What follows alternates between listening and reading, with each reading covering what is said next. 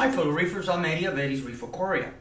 Today's video is on the Caulastrea coral, the candy cane, also known as the trumpet coral.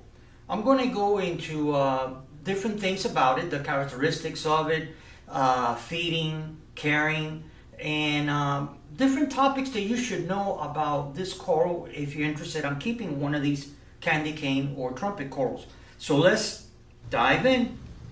Okay, and here we are at the tank focusing at the candy cane.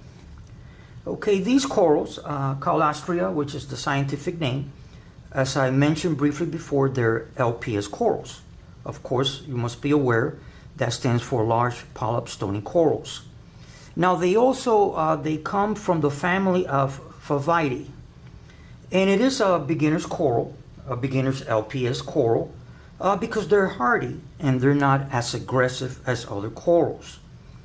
Now, they do require space between other corals, but not as much. Why? Because the sweeper tentacles, being an LPS, of course, they're going to have sweeper tentacles. They're short sweeper tentacles, not as large or elongated as other LPS corals. Now, they get the name of candy cane because of alternative strips that go upon its polyps. So those little lines and those little strips that you actually see on the coral, that's what makes it look like a candy cane. And when it comes to this species, they are found in colors like, let's say, like brown, green, and cream color. Now, this coral, strangely enough, this coral is both photosynthetic and carnivorous. And they are fast growers. They grow by splitting a polyp and creating two identical polyps. And once it splits it, then, you know, like if you were to, I would say like a Y shape, it actually splits, and that's how this coral actually grows. So then from one polyp, it turns into two polyps. Now, this coral is also considered as a branching coral, like let's say like in the family of Euphyllias. Now, going into the care requirements, when it comes to lighting, you can keep them in low to moderate light.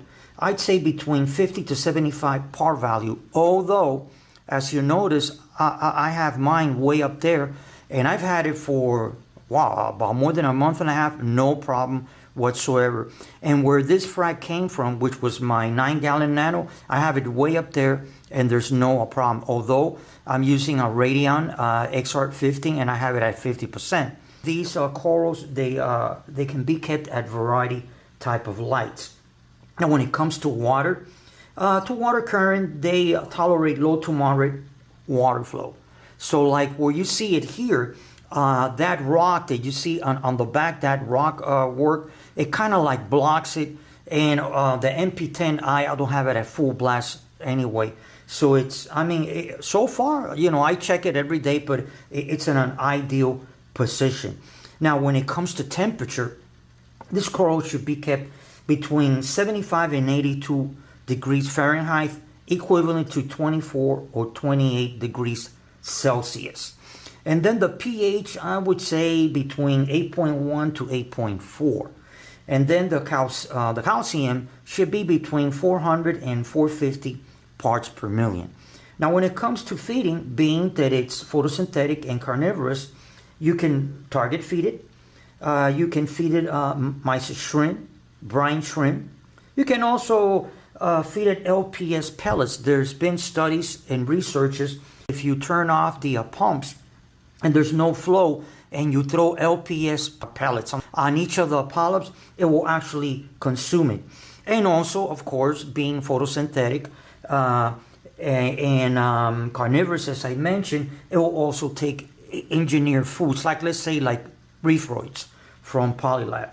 And then finally, one final note that I would also throw in is it is a good addition to a mixed reef habitat. Well, and there you have it. I hope you enjoyed the video on the Caulastrea, better known as a candy cane or trumpet coral.